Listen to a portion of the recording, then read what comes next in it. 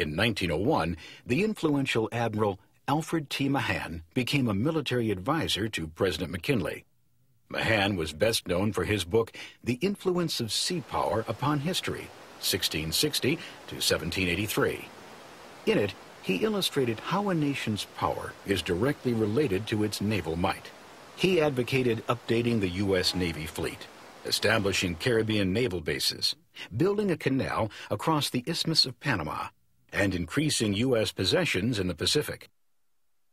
The second half of the 19th century found Spain holding tenuously to their empire. Cuba and Puerto Rico in the Caribbean, the Philippines and Guam in the Pacific. Meanwhile, in the U.S., the expansionist mood was at a fever pitch, with U.S. investments in Cuban sugar and mining industries steadily rising. In 1870, young Cuban José Martí had his first success as a rebel. He penned a patriotic poem against Spanish rule. The poem angered the Spanish government in Cuba so much they jailed Martí for 4 months and sent him into exile. Unthwarted, Martí continued his political writing, calling for Cuban independence. It is terrible to speak of you, liberty, for one who lives without you. A wild beast does not bend its knee before its tamer with greater fury. His tenacious spirit provided the Cuban people a national hero and hope of ending colonial rule.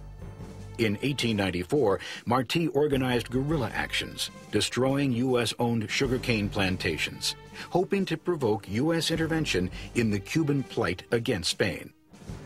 Spain sent an army under General Valeriano Weyler to crush the rebellion.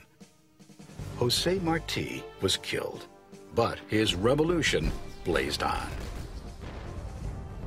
Frustrated by rebel successes, General Weyler ordered 300,000 Cuban civilians into concentration camps. Thousands died, and the revolution seemed lost. But aid for Cuba arrived from some unlikely allies. Rival newspaper publishers William Randolph Hearst and Joseph Pulitzer printed stories about the butcher Weyler. Not out of any democratic zeal, the stories simply bolstered newspaper sales. They tried to outdo each other by printing sensational pictures and stories that fed the hysteria against Spain. Embellished stories like this became known as yellow journalism. Peter Frederick Remington was among the many reporters sent to cover the war. In 1897, Remington arrived in Havana to find there were no battles, no cavalry charges, and no artillery barrages. With no story to cover, he wired Hearst. Everything is quiet. There is no trouble. There will be no war. I wish to return. Some say Hearst replied, "Please remain. You furnish the pictures, and I will furnish the war." And war did come. On January 25, 1898, the USS Maine steamed into Havana Harbor. Outwardly, its mission was to help quell the conflict between the Cubans and Spanish. On February 15, 1898, Captain Charles Sigsbee was in his cabin after dinner. His crew was below decks. Suddenly, an explosion ripped through the underbelly of the Maine, killing 266 men. The American headline screamed, "It was a Spanish mine." "Remember the Maine" became a rallying cry as the American public was whipped into a frenzy. While the U.S. Congress prepared a declaration of war against Spain, forces were deployed to the Caribbean and the Pacific. Anti-expansionists protested loudly. They believed the U.S. was in danger of becoming an imperialist nation. U.S. Navy warships moved in to blockade the harbor of Havana, Cuba's capital. And President McKinley issued a call for 125,000 volunteers. Infuriated, Spain declared war on the U.S. 2 days later, on April 25th, the U.S. reciprocated. On the other side of the world, in the Pacific, Commodore George Dewey received orders to seek the Spanish fleet and capture or destroy it. The Philippines had been oppressed by the Spanish crown for more than 400 years, provoking many revolutions.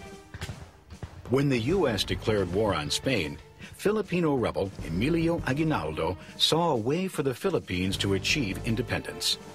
On May 1st, Dewey surprised the Spanish fleet in Manila Bay and sank all 10 Spanish ships. During the next 3 months, some 11,000 U.S. troops joined with the Filipino rebels to defeat the Spanish.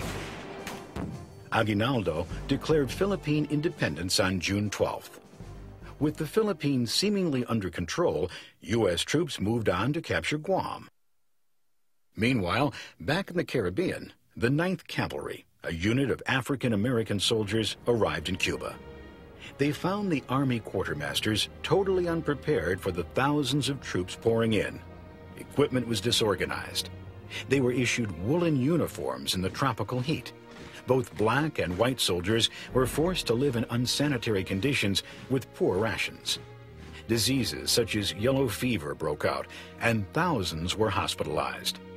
Of the 5,400 deaths in the Cuban campaign, only 379 were the result of combat.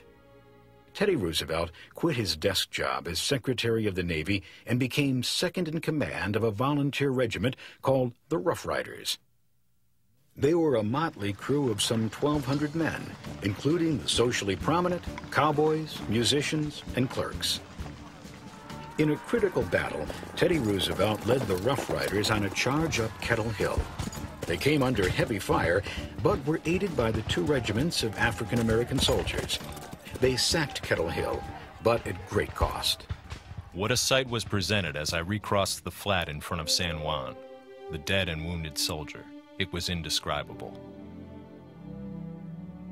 In short order, the U.S. captured San Juan Hill and seized the Spanish fort while destroying Cuban ships in the Straits of Havana.